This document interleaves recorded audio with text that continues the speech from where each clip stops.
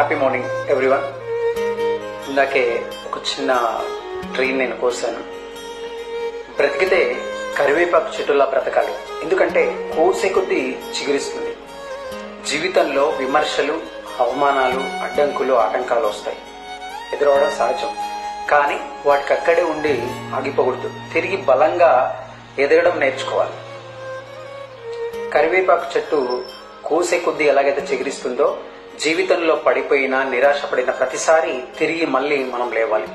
నీ ఎదుగుదలను ఆపాలనుకునే వాళ్ళు ఉంటారు, నీ విలువను తగ్గించాలనుకునే వారు కూడా ఉంటారు. సో ప్రతి కష్టంలో ఒక శక్తిని, ప్రతి అవమానంలో ఒక పట్టుదలను, ప్రతి అపజయంలో ఒక విజయ మార్గాన్ని నువ్వు ఎప్పుడైతే ఎన్నుకుంటావో ముందుకు సాగాలి.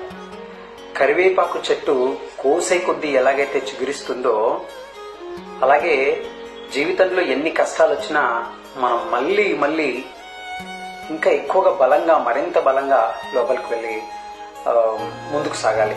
Thank you watching for this video.